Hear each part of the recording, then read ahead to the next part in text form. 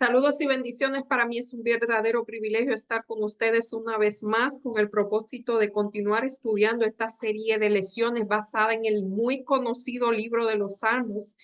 Y a través de todas estas lecciones, este escritor nos ha mostrado a través de la vida de los salmistas, David, Asaf y otros, cómo estos personajes tenían un sentido de lo que era la relación con Dios, esa relación, cómo ellos se expresan, cómo ellos describen cuál era su necesidad de Dios, cuál era esa relación que ellos mantenían, la capacidad de arrepentirse que estas personas sentían, y todo esto es una inspiración quizás para nosotros para poder eh, imitar la vida de estos personajes, y esta semana no va a ser la excepción. Vamos a ver sabiduría para vivir con rectitud, o sea, necesitamos la sabiduría divina para vivir la vida que Él quiere que vivamos. Pero antes de continuar, vamos a pedir la presencia del Espíritu Santo por medio de la oración. Oremos. Amado Padre que estás en los cielos, alabado, glorificado, bendecido sea tu nombre por siempre. Estamos delante de ti, inmensamente agradecidos por tus bondades, por tu misericordia, Señor, por tu compasión, por tu gran amor que es infinito, que no tiene fin. Eh, y también pidiéndote humildemente, Señor, que tome posesión de nuestras mentes, que la limpie, que la purifique, Señor, de todo pensamiento que no te agrade, y que ponga en ella, Señor, tus pensamientos, y en mi boca pongan tus palabras. También te quiero pedir en forma muy especial por cada persona que dedica su tiempo para acompañarnos, que tu santa presencia también esté con cada uno de ellos, y que todas sus necesidades, principalmente la necesidad de ti, sea suplida de acuerdo a tus múltiples riquezas en gloria. Todo te lo pedimos no porque hay mérito en nosotros, sino en el nombre y por los méritos de Jesús. Amén. Fíjense que sabiduría a veces la confundimos con inteligencia. Realmente sabiduría es, según el proverbista, el Salomón, el principio de la sabiduría es el temor a Jehová. Tiene que ver más con cómo vivimos la vida que con acumulo de conocimiento, que es la inteligencia. Pero una no debe, por lo menos, no, una ayuda a la otra. En mi opinión, la inteligencia es la base de la sabiduría. El conocimiento te ayuda a entender y la sabiduría aplicar ese conocimiento a tu vida. Claro, el buen conocimiento, porque ahora hay tanto conocimiento, pero el conocimiento de la palabra de Dios, eso yo quiero decir. Eh, y como hemos visto, por la gracia, nosotros obtenemos el perdón de los pecados. Ejemplo de eso fue la semana pasada con David, pero no solamente eso, la gracia no se queda ahí. Muchas veces nosotros tenemos la gracia, somos salvos por gracia, somos perdonados por gracia, pero no pasa más nada. Pero la gracia perdería su eficacia si esa gracia no fuera capaz de recrear el corazón, de darnos un nuevo corazón. Eh, y el corazón arrepentido ahora vive por fe. Por la fe el justo vivirá. La palabra de Dios también brinda instrucciones de cómo vivir una vida justa. A veces no sabemos, por eso digo, el conocimiento, la inteligencia es buena. Eh, en el conocimiento de la palabra de Dios, dice Moisés que lea, eso lo dice en Josué, lea la palabra de Dios o la palabra de esta ley al acostarte, al levantarte, para que todo te vaya bien, y se las repita a tus hijos, y o sea, estúdiala, repítela y constantemente para que todo te vaya bien. Fíjense que hay un escritor que dice que si nosotros, que una vida solamente de oración trae una vida cristiana de sentimentalismo, y si no leemos la palabra, entonces trae una vida muy, muy rígida, muy tosca. Deben combinarse los dos, y eso va a tener como producto una vida, ser sabios en la vida. Y aquí nos dice que los justos no están exentos de tentaciones o de pruebas. Quiero decir más bien pruebas. Aquí créanme que realmente ahí es que vienen las pruebas. El justo puede verse tentado por la naturaleza astuta del pecado. Fíjense que en Santiago dice que cuando uno es tentado, no diga que fue tentado de Dios, que Dios no tienta a nadie, sino que es tentado cuando por su concupiscencia, o sea, el pecado que mora en él, eh, es atraído y seducido. O sea, la tentación, yo hago una diferencia entre tentación y prueba. Para mí las pruebas son cuando Dios probó a Job para mostrar la fe de Job. Tentación es cuando eh, Caín tuvo la tentación de la envidia porque vio que la ofrenda de su hermano fue mejor o fue aceptada por Dios mientras que la de él no fue y tuvo envidia y fue tan grande que llegó a matarlo. Eso es una tentación. Él sintió envidia porque la semilla de la envidia estaba en él. Si la semilla de la envidia no hubiese estado en él no siente envidia porque su hermano fue aceptado por Dios y él no. Bueno, en un principio él hubiese hecho lo que Dios le había mandado, pero en el caso remoto que no lo hizo, él no hubiese sentido envidia. Eh, Fíjese, le voy a poner un ejemplo. Es que estaba escuchando un libro esta semana, yo siempre estoy escuchando libros y en esos libros habla fuerte y para nada o sea, ellos sí reconocen que necesitamos de Dios para que esas cosas no ocurran, perdón, pero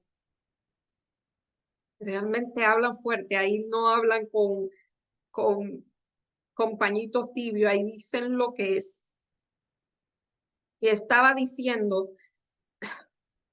que uno no debe, perdón, que uno no debe que uno debe aprender a felicitar a una persona cuando le va bien, a no sentirse mal por el éxito de otras personas. Y traigo esto porque eso puede ser una tentación. El tú ver que a una persona le vaya bien y sentir envidia por esa persona. ¿Por qué tú sientes envidia? Lo estoy diciendo porque lo acabé de leer en un libro o de escuchar. ¿Por qué uno siente envidia porque a una persona le va bien? No fue porque la persona le fue bien. Esa no fue la tentación. La tentación fue porque dentro de tu corazón está la semilla de la envidia. Entonces, cuando una persona ve que le va bien, eh, le, le siente envidia. Eso es un ejemplo de lo que es una tentación. Si tú no sientes envidia, aunque todo el mundo le vaya bien, tú no sientes eso, va y lo felicita, te alegra por esa persona. Eso es lo que ocurre. Otro ejemplo es, y lo voy a poner por las redes sociales. Muchas veces la gente se molesta porque estas personas solamente ponen en sus redes sociales todo lo bueno que le pasa, todo lo que disfruta. ¿Por qué a mí me tiene que molestar que alguien ponga las cosas buenas que le pasan en las redes sociales? El problema no es que alguien puso cosas buenas en las redes sociales. El problema es que yo tengo un problema de envidia. Ve, esa es la tentación. Si yo no tuviera un problema de envidia, a mí no me importara lo que pasara. Si yo no tengo un problema con la comida, que quizás como a toda hora, yo puedo ver comida ahí y eso no va a ser una tentación para mí. Es una tentación si yo tengo el problema dentro de mí. Y así todas las cosas. Y cuando usted sienta eso, no culpe a lo que está afuera, pregúntese, ¿por qué yo estoy sintiendo eso? Dice David, examina mi corazón, examíname y ve si hay en mí algo malo. Eh, Algo malo no, algo que no está bien. Cuando usted sienta, qué sé yo, cuando usted se vea tentado a sentir que porque tenga algún don o alguna cosa se siente ancho y siente, mírenme qué bien hago esto, mírenme qué bien hago lo otro. Si usted es consciente, si usted es sabio, Fíjense, eso es una tentación, porque los dones son de Dios, no es para que usted se enorgullezca, es para que sea humilde.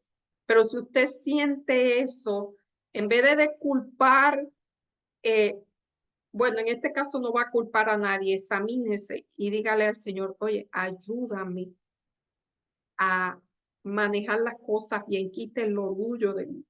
Esa es una de las maneras que nosotros debemos ver. ¿Qué reacciones yo tengo ante situaciones internas? No ver la situación interna, sino ver qué me pasa a mí. ¿Por qué yo reacciono de esa manera? ¿Por qué esa cosa me molesta? Si me molesta es porque algo Dios tiene que cambiar en usted. Y hay que agradecer esa situación que le mostró que usted tenía que cambiar algo de usted. Eso es una bendición. Fíjense que hace 2 semanas, bueno, estamos hablando del Salmo 37, porque la gente que es mal prospera en su camino. Y yo me he encontrado con un personaje súper, Dios me hizo vivir eso, súper, o sea, él tocó mi corazón porque él me dijo, yo quiero ayudarte, yo siento en mi corazón que yo quiero ayudarte. Y él quería ayudarme a hacer mi trabajo mejor. Pero cuando él me mostró cómo a él le iba mejor, comenzó a decirme todas las cosas. Yo tuve dos opciones: sentir envidia de él porque a pesar de que él estaba haciendo todo incorrecto, le iba súper bien. O decir, Señor, aunque a mí me está yendo mal, haciendo todo lo correcto, yo voy a seguir por el camino correcto. Eso es lo que realmente sucede. ¿Qué tú sientes? ¿Qué te hace sentir lo que está afuera? El problema no es lo que está afuera, el problema es lo que está dentro de ti, que te hace sentir mal por situaciones de afuera. Me encanta este tema, me encanta. Todo ese tema a mí me encanta. Entonces, por eso son necesarias. Por eso usted cuando va por la vida cristiana va a tener más tentaciones. Porque Dios está, si usted es sabio, Dios lo va a ayudar a vencer esas situaciones. ¿Qué me enoja? ¿Por qué yo me enojo? No mire lo que lo hace enojar. Dígame qué dentro de mí está haciendo que me enoje. Y dígale al Señor, quítame eso que me hace que esa situación me esté enojando. Fíjese, habemos personas que tenemos que aprender a pensar más en nosotros, créanme. Eso es, yo he tenido que aprender porque, eh, ¿cómo le digo? Habemos personas que nos desbalanceamos. Uno no piensan en los demás, otros piensan demasiado en los demás. Y entonces eso es bueno. Dios dijo que pensáramos en los demás, pero cuando nos vamos balanceados, cuando ya hay algo en nosotros que nos está molestando y, y, y estamos llegando a ese nivel de que, o sea, ya, yo me estoy perjudicando, uno tiene que decir, ¿sabe? Hasta el mismo Jesús dijo, en algunos momentos él necesitaba descansar y la gente venía y decía, oye, ya yo me voy a apartar. Él mismo se apartaba. ¿Por qué? Porque uno no puede amar a otra persona más de lo que se ama a uno, porque después crea resentimiento. Solo he tenido que aprender a decir, oye, no, ahora no puedo. Eso no lo ha tenido que aprender. He tenido que apartarme de situaciones que me lastiman porque no lo puedo permitir. Eso es parte de ser personas saludables. Eso es lo que pasa. Ve que lo que me pasa a mí, lo que pasa afuera me quiere dar lesiones a mí, que yo debo cambiar. Eso pasa con las tentaciones. Fíjense aquí. Dios permite tiempos de prueba para que la fidelidad o la infidelidad de sus hijos se declare, se revele claramente. Su fe se purificará y su confianza en Dios se fortalecerá. Ese fue el caso de Job. Job salió fortalecido de la prueba. Otros quizás no soportaron las pruebas. Vuelvo y digo, yo hago una distinción entre tentación y prueba. Para mí, tentación es cuando Dios quiere sacar una escoria de ti, un ejemplo, como dije, la envidia de Caín. Caín debió haber dicho, oye, me alegro por mi hermano, él lo hizo bien, so la próxima vez yo lo voy a hacer bien también. Hubiese vencido la tentación. Prueba es para mí lo que pasó Job. Job no era varón perfecto, dice Dios. So Dios lo que quería era mostrar a los demás mundos que él era perfecto y salió a relucir su fidelidad y su amor incondicional en el nivel humano por Dios. Y claro, él salió fortalecido y él dijo que ahora conocía mejor a Dios. Eso hace la prueba, hace que Dios te conozca más a Dios. En el caso de José, creo que vamos a hablar de José más adelante. Dice, eso es sabiduría, saber que las cosas, o sea, saber esas cosas, saber distinguir el bien y el del mal, saber aquí cómo actuar. La sabiduría para vivir rectamente se adquiere mediante la dinámica de la vida en compañía de Dios en medio de las tentaciones y los desafíos. Por eso la oración, el ruego a Dios que nos enseña a contar nuestro día para que adquiramos un corazón sabio, refleja un compromiso de ser fiel a Dios. En mi corazón he guardado tus dichos y sigue diciendo para no pecar contra ti. El Salmo 119 es un salmo de la sapiencia o de la sabiduría.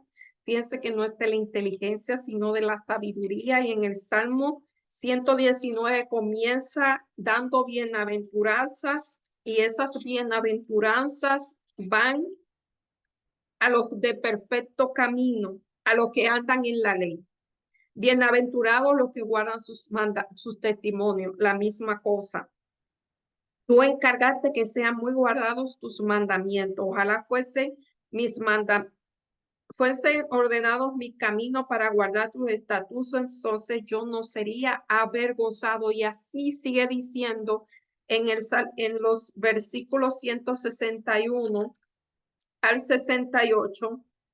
Príncipe, me han perseguido sin causa, pero mi corazón tuvo temor de mis palabras. Me regocijaré en tus palabras cuando él haya hecho muchos despojos. La mentira aborrezco y abomino tu ley. 7 veces al día te alabo a causa de tu juicio. Esto debe ser en manera ilimitada. Tu salvación he esperado, Jehová, tu mandamiento he puesto. Este salmo habla mucho de la sabiduría y de los mandamientos. Entonces, la vida cristiana es un peregrinaje. Fíjense que es igual a lo que pasó el pueblo de Israel en el desierto. Fue un peregrinaje. Lo de nosotros también es un peregrinaje. Es andar o caminar. Es andar y caminar la senda de la justicia. Llevemos una vida de fe al andar en la ley de Dios, a la luz de su rostro. De ningún modo son dos caminos diferentes, sino que cuando tú andas el camino de la ley de Dios, el rostro resplandece. Eso implica cumplir la ley.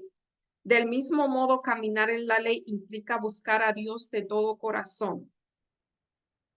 Porque fíjense que guardar la ley no es legalismo. Legalismo es guardar la ley. Si usted guarda la ley por costumbre, por disciplina, con dominio propio, pero si guardar la ley es el producto de una relación con Dios, entonces no es legalismo, es obediencia.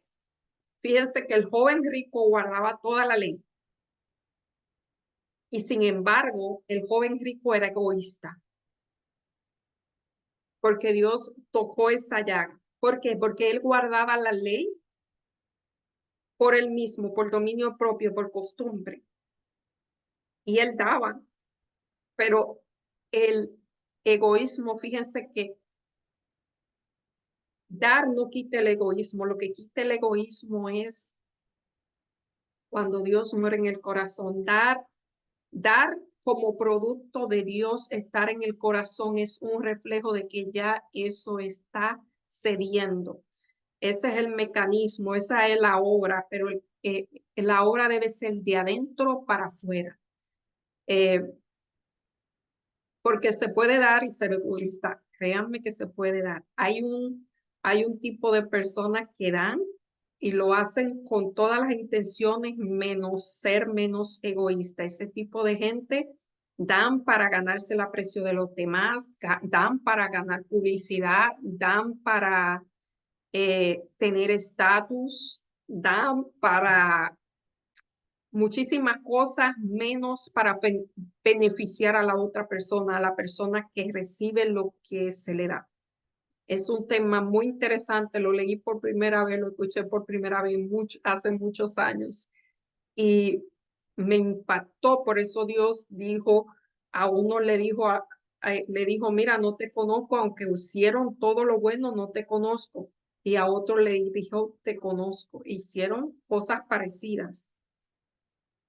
Así que la ley debe ser producto, todo lo que hagamos debemos ser un producto de vivir la vida que Dios quiere andar. Eso ya no es algo nuestro, es la obra de Dios en nuestra vida. Andar por caminos perfectos, perfectos en nuestra propia esfera. En otra forma en que los salmos describen la vida recta. Conducirse sin tacha, eso lo hace Dios. Aunque nosotros cuando estamos en los caminos de Dios, Dios pone su sangre y lo hace perfecto ante Dios, aunque nosotros seamos imperfectos.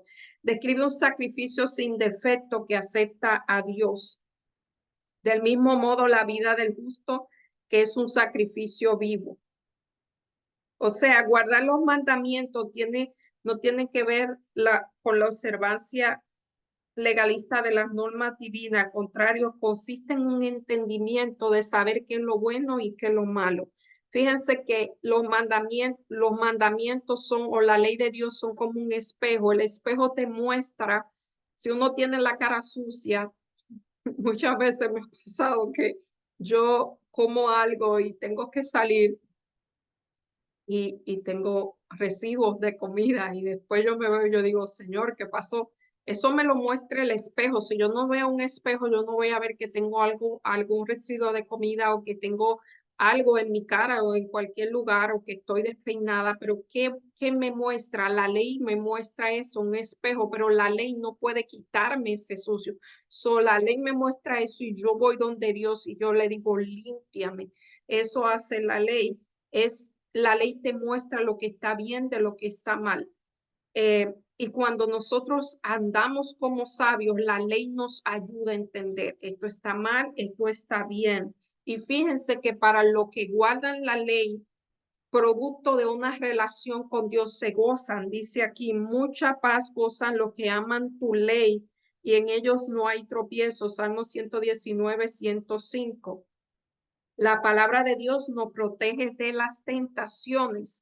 Por eso es tan importante la palabra de Dios. La palabra de Dios hace que nuestra fe crezca. ¿Ves? Nosotros a ver todos estos ejemplos hace que la fe crezca y nos ayuda a tener confianza y fe en Dios. De manera que demostró Cristo el poder de la palabra de Dios en su vida, que nos dice esto acerca del poder que proviene del corazón de Dios. Fíjense que yo digo muchas veces que la ley es como una valla que ponen alrededor de los caminos. ¿Por qué? Porque me ayuda, si yo la observo, perdón, me ayuda a no caer, o sea, me ayuda a, un ejemplo ahí dice, no robarás. Si yo no robo, yo no voy a la cárcel. Esa es la simpleza de la ley. Es más que eso, pero es la simpleza de la ley. Me protege de situaciones que podrían ser muy incómodas. Eso es lo que hace la ley. Enséñanos a contar nuestros días. Y aquí el salmista hace una comparación. Entonces Moisés está comparando cómo es nuestra vida de efímera. Es como un vapor, es como una luz. Mañana es, mañana no es. Fíjense, ya hoy estamos a, yo no sé, más de la mitad del mes y parece que el año comenzó del segundo mes del año y parece que fue ayer. Entonces eso debería dar sabiduría para vivir nuestras vidas. Eh, Fíjense que aquí Dios refrena su ira y devuelve su gracia. y extiende su gracia. Dios siente ira contra el pecado, pero no contra el pecador. Al pecador Él extiende su gracia. El salmista exclama: ¿quién conoce el poder de tu ira? Dando a entender que nadie ha experimentado ni nunca experimentará lo que es la ira de Dios contra el pecado, por lo que hay esperanza para que la gente se arrepienta.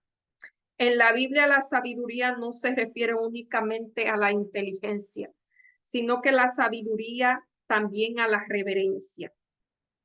En la sabiduría nosotros necesitamos saber cuál es la brevedad de nuestra vida en comparación al tiempo de Dios que es eterno. O sea, nuestra vida es corta y como tal nosotros debemos vivir esa vida tan corta con sabiduría. No importa lo rápido que pase nuestra vida, qué promesa tenemos en Jesús, qué esperanza tendremos sin Él. Porque de tal manera amó Dios al mundo, Él no va a salvar, no importa lo efímera que sea la vida, Dios no va a salvar, sin Él no tenemos salvación.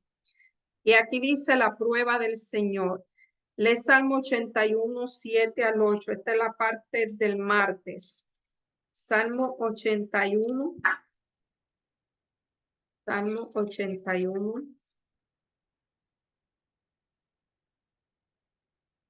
Salmo 81, 7 al 8. En la calamidad clamaste y yo te respondí en lo secreto del trueno, te probé junto a las aguas de Meriba. Oye, pueblo mío, y te amonestaré si oyeres. Las aguas de Meriba fue un momento cuando Dios guió, cuando el pueblo de Israel vagaba por el desierto y tenía mucha sed y se encontró con aguas y cuando la probaron las aguas estaban amargas. Y esa gente comenzaron a gritar y a decirle a Moisés que por qué lo habían sacado del desierto. Y realmente estas pruebas tenían dos propósitos. Y yo quiero leerle algo que dice Deuteronomio, el capítulo 8. Los 40, Recuerda cómo el Señor tu Dios te guió en el desierto durante 40 años donde te humilló y te puso a prueba para revelar tu carácter. Fíjense que es el propósito de la prueba, revelar cuál es el verdadero carácter. Lo que hizo con Job no es, las tentaciones son diferentes. Las tentaciones es para mostrarnos nuestras debilidades y para con la ayuda de Dios pedir eso que nos hace eso que nos hace, que tenemos adentro, que nos hace sentir tentados, caer en la tentación, curar eso. Fíjense cómo Dios humilló al pueblo de Israel y humilló permitiéndote que pasara por hambre y luego alimentándote con maná. Fíjese que desde que Adán cayó, bueno, el orgullo comenzó en el cielo con Lucifer, pero después que Adán y Eva cayeron, todos los humanos tenemos que luchar con el orgullo. Lo que pasa es que el enemigo a veces nos ciega, nos cauteriza la conciencia y no vemos el orgullo. A veces usted ve a una persona que dice que es humilde, el orgulloso, el humilde no sabe que lo es. El humilde es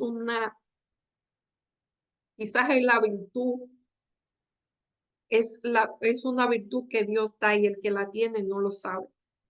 Apréndanse eso. Ahora usted va a decir, yo soy orgulloso por decirlo, no, pero el que es humilde sabe lo orgulloso que es. Es una lucha que tenemos, es una lucha que tenemos. Fíjense que a veces Dios no da tono y ustedes lo ven en vez de poner humilde. Mire cómo yo hago esto. Fíjense, la gente que yo he conocido que saben de verdad, ellos saben que tienen ese don, pero no andan haciendo alarde. No, mírenme cómo que bien yo hago las cosas. A veces te lo oye diciéndolo realmente. La persona que tienen los dones, que son humildes, eso yo lo he visto. Eso, fíjense que eso yo lo he visto y he tenido el privilegio de estar cerca de esas personas. Son personas que aunque saben que tienen el don, ellos saben quién se lo dio y no anda haciendo alarde.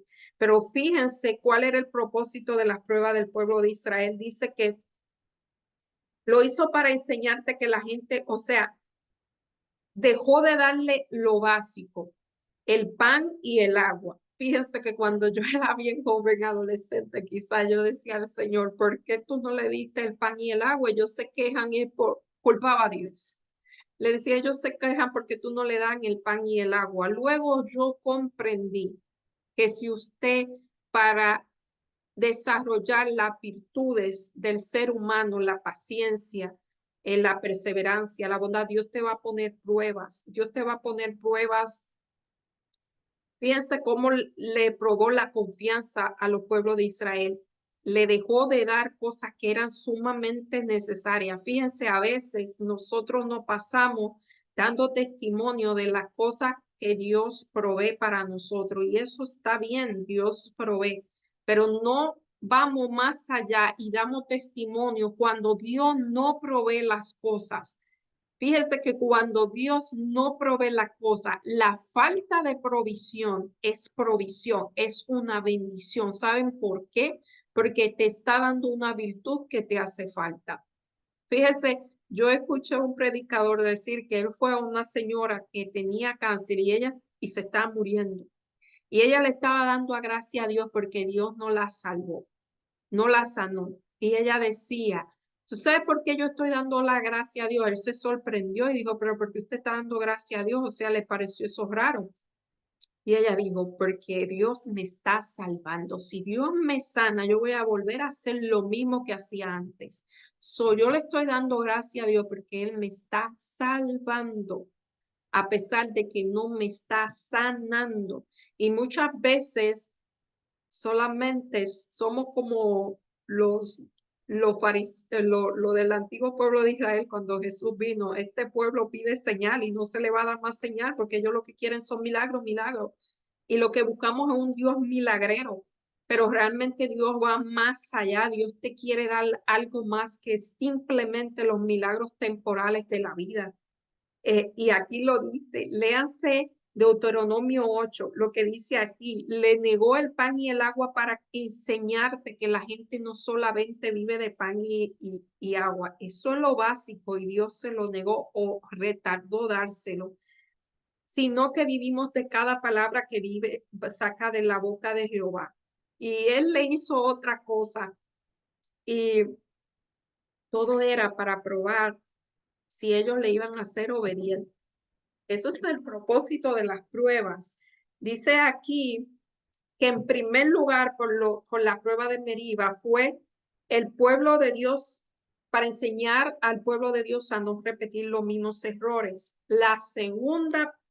El segundo lugar, aunque el pueblo fracasó la prueba, Dios acudió a su rescate, porque no fue, Meriba fue la primera prueba, pero eso ocurrió en varias ocasiones y nunca, creo que nunca ellos pudieron pasar esa prueba porque siempre se quejaban. Nunca pudieron decir, oye, el Señor ya lo hizo una vez, Él me va a dar agua, solamente tengo que esperar y solamente tengo que confiar en Dios. Fíjense la palabra para prueba y otra vez aquí hay otro personaje, José, esa es prueba. Fíjense que las pruebas de José fueron bastante fuertes, pero dentro de él no había eso, por eso no cayó. O Dios le ayudó a vencer la situación y lo hizo fuerte. Y Dios lo que quería era que él supiera que él estaba guiando sus pasos. La prueba es purificar, refinar o purificar, purgar, refinar o purificar. Te limpia las asperezas, te limpias esas cosas de carácter que no van a permitir que tu carácter sea lo que Dios quiere. El objetivo de la disciplina divina es fortalecer a los hijos de Dios y prepararlos para el cumplimiento de su promesa, como fue en el ejemplo de José, como fue en el ejemplo del pueblo de Israel en el desierto y como fue el ejemplo de Job. Sin embargo, el rechazo de las instrucciones divinas trae como resultado una terquedad, y endurecimiento del corazón. Dios requiere, cuando uno comienza a desobedecer,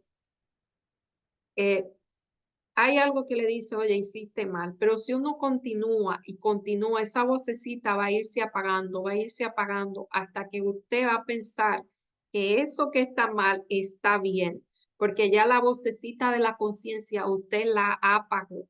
El corazón comienza a endurecerse y la persona hasta comienza a justificar lo que está mal en ellos. Eso es cuando la persona realmente eh, ha caído, ese es el peligro.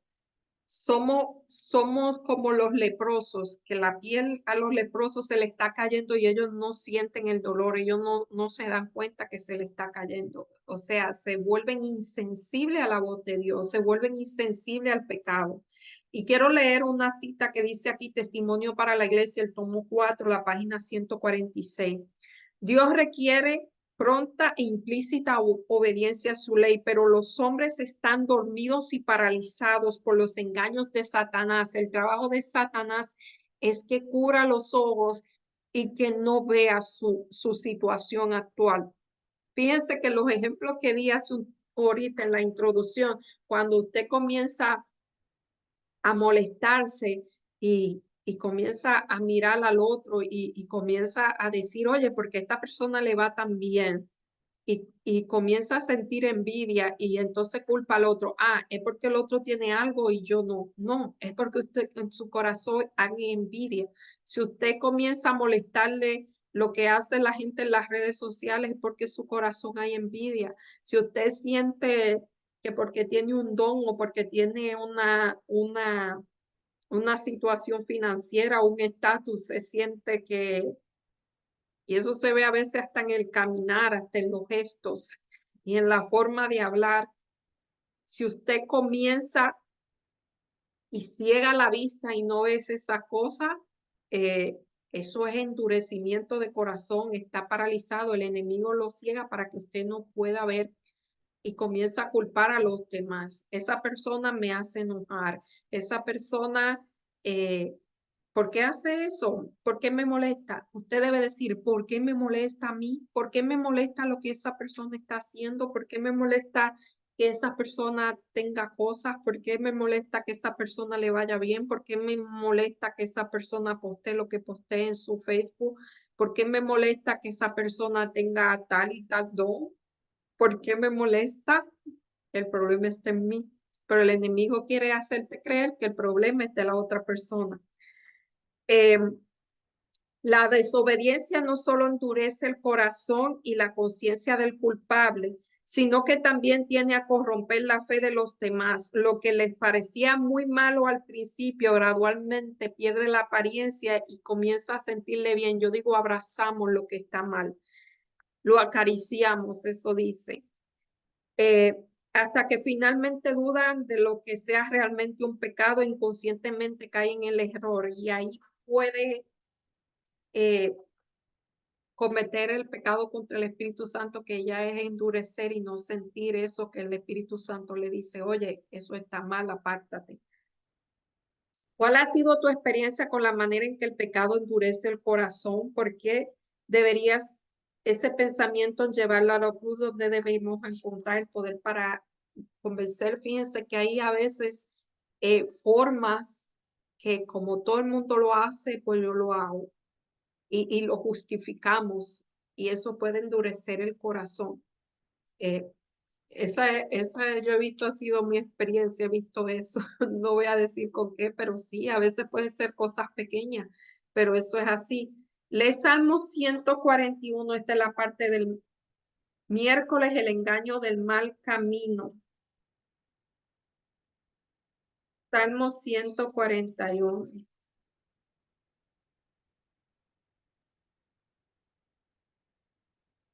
Jehová, a ti he clamado, apresúrate a mí, escucha mi voz cuando te invocare, sube mi oración delante de ti como incienso, el don de mi mano fresca de la tarde. Pon guarda en mi boca, oh Jehová, guarda la puerta de mis labios, no deje que se incline a mí cosa mala. O sea, el salmista está orando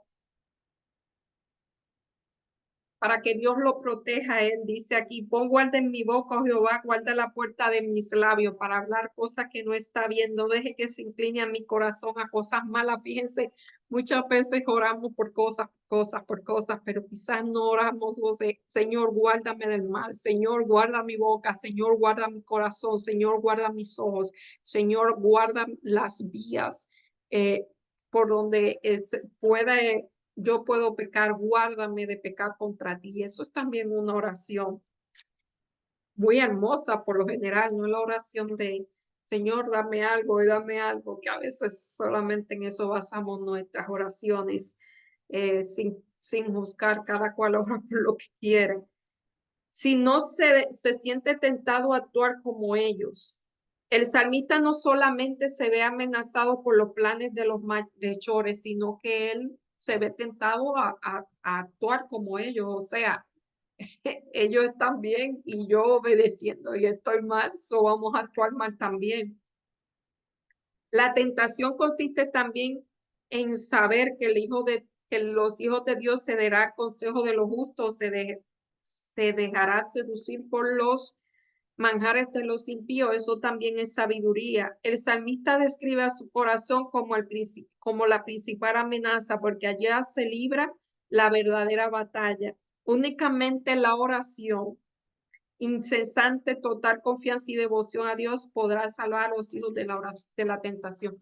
Y no solamente la oración, es la palabra de Dios también. Fíjense, en mi experiencia, yo he notado que eh, cuando esa cosa no pasa, cuando yo no oro y leo la Biblia, yo estoy expensa de las tentaciones. Estoy más expensa de las tentaciones porque no tengo eso que me ayuda a detectarlas y no tengo eso que me ayuda a, si vienen, fortalecerlas. Eh, y fíjense que las tentaciones son a veces cuando uno cae en ella, se da cuenta de que uno piensa, un ejemplo, a mí me pasa eso con la música. Fíjense que yo no escucho cualquier clase de música, pero hace mucho que no la escucho porque yo ando con mi radio apagado. Pero si voy a una tienda o algo, hay música que a mí o sea, todavía. No, vuelvo y digo, no es cualquier tipo de música, pero el asunto es que cuando antes de yo apagar mi radio, yo a veces caí en escuchar una clase de música que me ponía en alta, en high. El asunto es que cuando esa música yo la escuchaba y me ponía en high, yo comencé a notar que después que se apagaba esa música, esa alta que a mí me daba, yo caía más profundo, o sea, yo caía. Después que estaba en esa euforia, después yo me sentía down, me sentía bajita. Y después me di cuenta que a mí lo que yo quería conseguir, sentirme bien, sentirme súper alegre, qué sé yo, sentirme que yo todo lo podía, esa música me daba eso, tú todo lo puedes, yo comencé a racionalizar esos sentimientos y yo digo, pero ¿por qué yo me estoy sintiendo así? Yo no me quiero sentir así. Yo quiero evitar esos sentimientos. ¿Y por qué después me siento tan baja? Si cuando yo escucho una música que no es así, las emociones son así, no son así, después bajan, sino que son constantes. Y ahí fue que yo dije, olvídate, yo voy a pagar mi, mi, voy a apagar el radio de mi carro. Y comencé a poner música en mi teléfono, música muy buena, por cierto, es que yo, por lo general, la música que yo escucho es, o sea, eh, es música.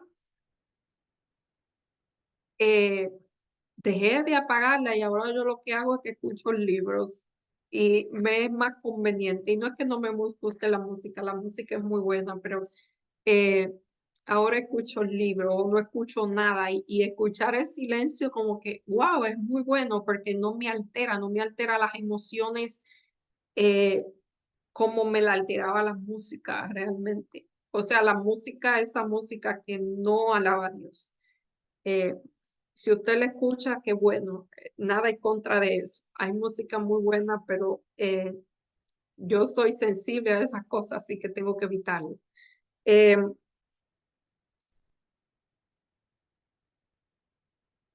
Dice aquí, sigue diciéndose, esa ha sido mi experiencia. Usted puede aplicarla a cualquier experiencia que usted tenga. Dice aquí, la tentación consiste en saber que si el Hijo de Dios se dará el consejo de los justos, se dejará sentir.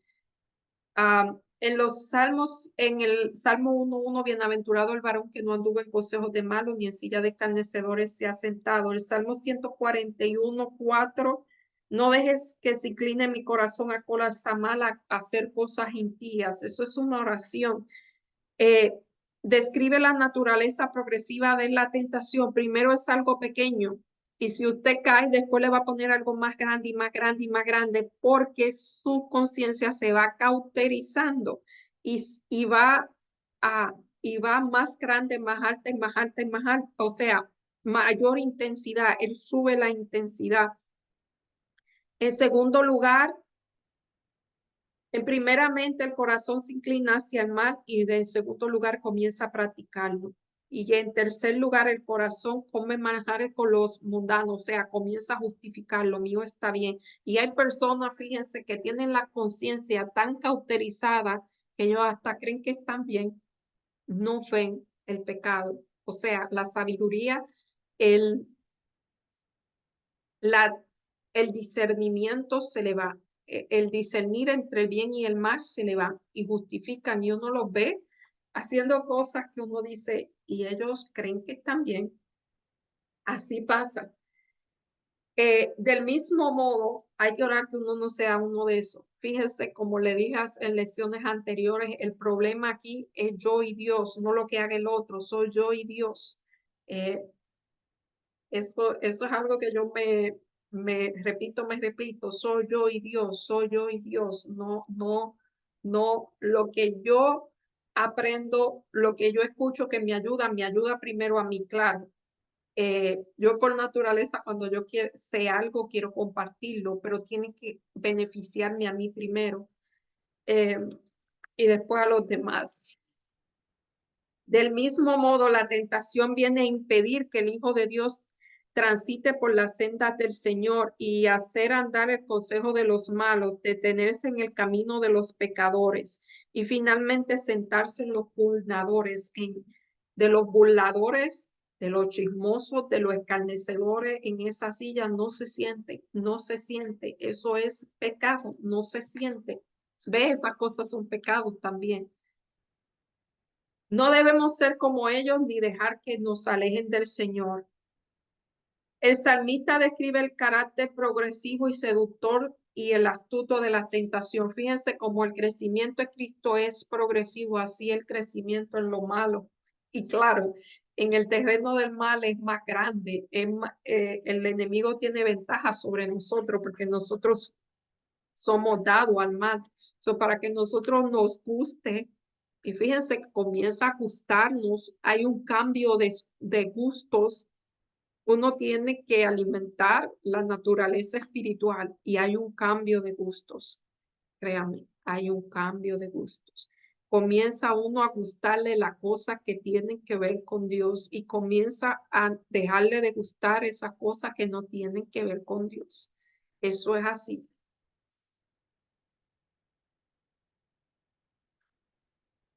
Bendiciones de una vida recta. Y el Salmo 1, este salmo me lo enseñó mi papá, yo no sé qué edad yo tenía, era muy pequeña. Bienaventurado el varón que no anduvo en consejo de malos, ni en silla de escarnecedores se ha sentado, ni estuvo en camino de pecadores, ni en silla de escarnecedores se ha sentado, sino que en la ley de Jehová medita de día y de noche constantemente.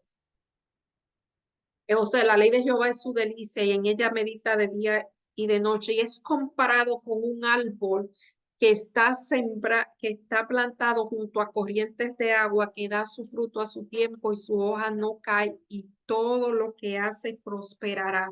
Y no si el malo, sino que el malo es como el tamo que arrebata el viento, no tiene raíces, no hay profundidad. Dice aquí, disfrutar de una relación amorosa ininterrumpida con el Señor.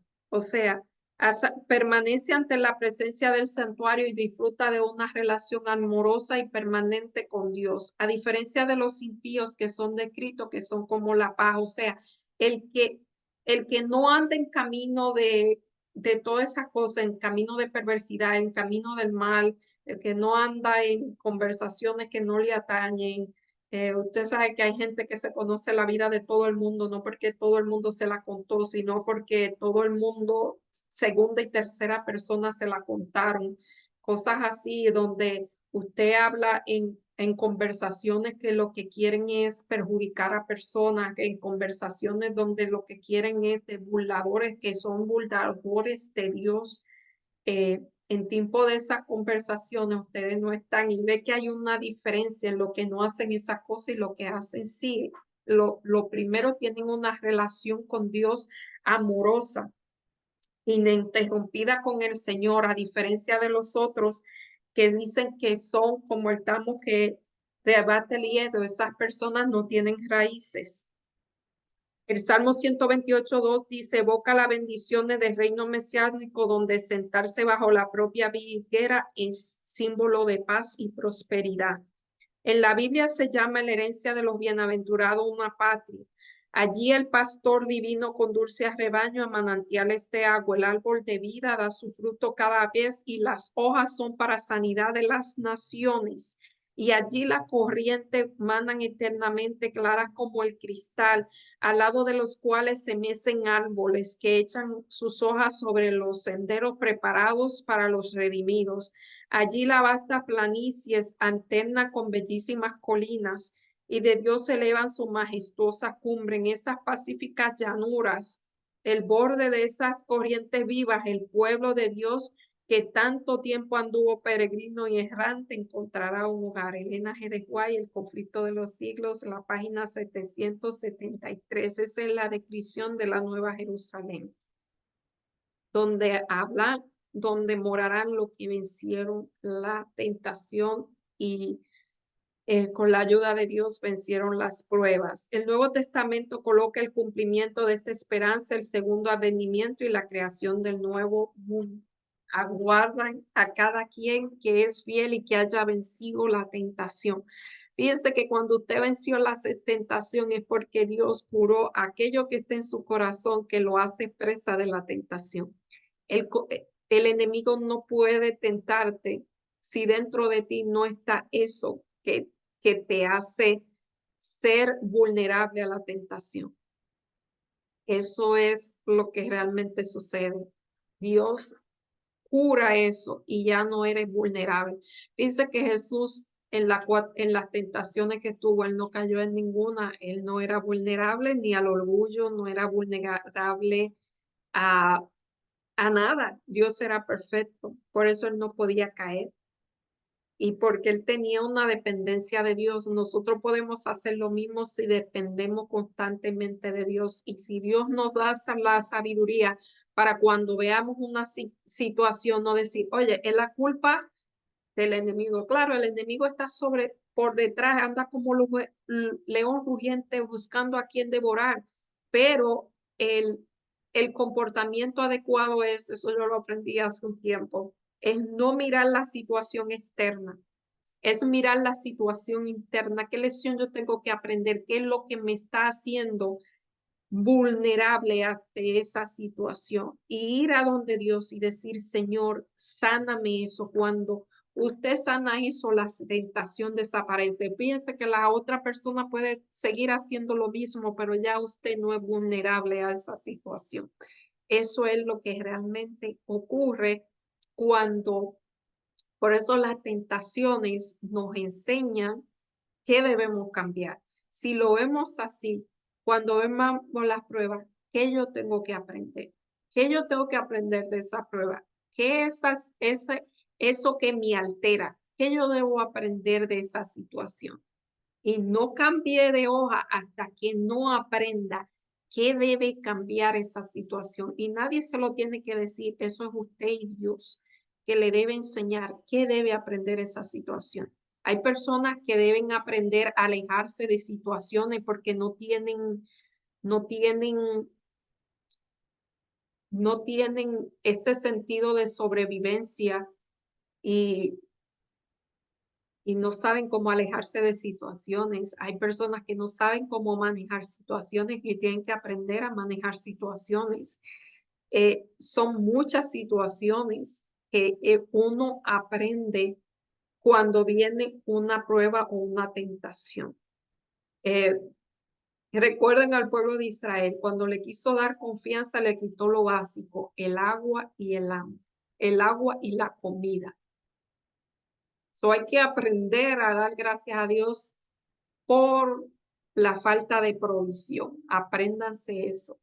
No es falta de fe, quizás es fe, quizás Dios no lo está bendiciendo como usted piensa que debe bendecirlo porque le está dando algo que usted necesita más que una bendición temporal. A veces las bendiciones que usted cree que son bendiciones no son bendiciones, vienen a llevar nuestro orgullo, nuestro ego, lo suben hasta arriba. Eso puede pasar a veces y a veces lo que usted piensa que es una falta de provisión, una falta de bendición es realmente una gran bendición. Eso es sabiduría, saber esas cosas, esa diferencia. Y fíjense, esos libros que yo leo me han enseñado todo eso. Es como que, wow, hay sabiduría, hay sabiduría. Y no está muy, no está muy lejano a lo que dice la Biblia. Es realmente, quizás lo dicen más en maneras más claras. Eh, no hay una desconexión ni hay una disociación. Es más, yo lo puedo asociar, me gusta asociarlo. Esas cosas me gusta, oh, eso es lo que dice la Biblia, oh, eso es lo que dice. Cuando yo oigo eso, cuando tú tengas un problema, no culpe a los demás, fíjate a ti, qué es lo que dentro de ti te está moviendo. Fíjese, eso no aplica a todo, porque si a usted lo van a matar, o sea, no es, y se quiere defender, pues eso no es. Son cuando son situaciones que te hacen reaccionar y te alteran. ¿Por qué me altera? ¿Por qué me hace reaccionar? ¿Qué adentro de mí está pasando que me hace alterar, que me hace cambiar? Ir donde Jesús y decirle, mire, esto me está alterando, esto me está quitando la paz, esto me está dando ansiedad, esto me está dando, ¿qué es? Ayúdame, muéstrame qué es. Y créanme, después que usted sana eso por dentro, lo de adentro, lo de afuera, el cielo, el mundo se puede acabar y usted ni no reacciona realmente. Eso pasa. O las tentaciones son para curarnos, no para hacernos daño, si usted las sabe aprovechar. En estos tiempos modernos, tener sabiduría parece no ser tan deseable como obtener felicidad, porque fíjense, felicidad es, tal como les describe el mundo, es una sensación de estar en high, como lo que me pasa a mí cuando yo escucho ese tipo de música, me altera, me pone en high, pero cuando yo paso un par de una hora escuchando eso, después yo comienzo a bajar, a caer. Y ponga el ejemplo, hay veces que la comida, a veces usted se da un atracón de comida porque siente algo dentro, porque es una tentación para usted y después se siente mal porque quizás comió cosas que no deberían comer. Eso pasa con la comida. Pero eso es lo que se me ocurre porque estoy frente aquí, estoy mirando comida, por eso digo, pero puede ser cualquier cosa que cuando usted se dé a la tentación después se siente mal, se siente culpable porque esa es la conciencia que le está diciendo. O sea, eso no da felicidad, la felicidad es un constante y usted feliz a veces va a llorar, usted feliz de acuerdo a su temperamento y a veces se va a sentir mal y eso no es falta de felicidad. Eh, es más difícil encontrar la sabiduría que en un rato encontrar una felicidad, qué sé yo, y ser la gente que le gusta de fiesta, irse de huelga y estar feliz y ya. Pero la sabiduría hay que cultivarla, hay que buscarla, hay que dejar otra cosa para buscarla. Eh, lo bueno es que no se nos pide que elijamos entre sabiduría y felicidad. Se puede traer el lato, si usted es sabio va a ser feliz también. La sabiduría divina trae la verdadera felicidad, la que dura. Un simple ejemplo de la lengua hebrea puede ilustrar este argumento. En la palabra paso en plural, ashure, suena muy parecida a la palabra felicidad, aunque las traducciones en español no hacen esa severidad, se podría traducirse como los pasos que siguen el camino que conducen a la vida feliz. Y esos son lo que buscan la felicidad. En la Biblia ni la sabiduría ni la felicidad son un concepto abstracto, sino que es una experiencia real. Se encuentra en la relación con Dios. Dios da la verdadera felicidad, la que dura, la que no baja y sube, sino que constante, que consiste en reverenciar, alabar, encontrar fortaleza y confiar en Dios. Eso es, trae confianza en Dios. Dice que el Señor da secreto a quienes lo honran, a ellos le da a conocer su pacto. Agradezcamos a Dios por las hermosísimas imágenes que nos ha presentado. Reunamos la bendita certeza de su amor porque podemos contemplarla continuamente. El Hijo de Dios que dejó el trono de su paz y revistió su divinidad con la humanidad para poder rescatar al hombre del poder de Satanás. Su triunfo en favor de nosotros nos abrió el camino al cielo, revelando a la visión humana la sala de la audiencia donde la deidad descubre su gloria. La raza caída levanta de lo profundo la ruina en el que el pecado ha sumergido a la raza humana. Puesta nuestra relación, o sea, restaura la relación de Dios con el Dios infinito y que el pecado ha sumergido puesta en nueva relación con Dios y soporta la prueba divina mediante la fe en nuestro Redentor, vestida de la justicia de Cristo y exalta su trono. Estas son las imágenes que Dios desea contemplemos. Sabe que nosotros nos convertimos en aquellos que contemplamos. Por eso se dice que deberíamos contemplar la vida de Jesús. Camino a Cristo, página 119. Fíjense que yo he descubierto hace mucho de eso, que a veces cuando yo me siento muy mal, comienzo a escribir la palabra de Dios y eso me hace sentir muy bien. Eh, algo tiene que me hace eso, me da paz, eso me da tranquilidad. Escribir la palabra de Dios y yo escribo mucho la palabra de Dios. Eso me da tranquilidad. Algunos en la oración, dice que cuando uno ora le habla a Dios, pero cuando uno lee la escritura, Dios le habla a uno. En mi experiencia, depende de la situación, escribir me hace muy bien. Así que es algo que yo le puedo decir. En vez de usted salir por ahí a decirle a todo el mundo que se siente mal, escriba la palabra de Dios o póngase a orar. Y claro, siempre hay personas en las que uno puede confiar, pero créanme, son muy poquitas porque ah, lamentablemente la discreción está en peligro de extinción. Así que tenga cuidado a quien usted le cuenta sus cosas, porque después no salen como usted la contó. Sale con adornos y muchas veces, si la quieren perjudicar, muchas veces son muchas mentiras. Así que, eh, bueno, a mí me encantó esa lección, ¿saben por qué? Porque uno de mis temas favoritos son las pruebas. Entender por qué Dios a veces no permite pasar por situaciones difíciles, todo tiene un sentido y es moldear nuestras vidas. Y fíjense, encontré esta cita, me gustaría compartir. ¿Por qué es tan importante el carácter? Bueno, sabemos por qué.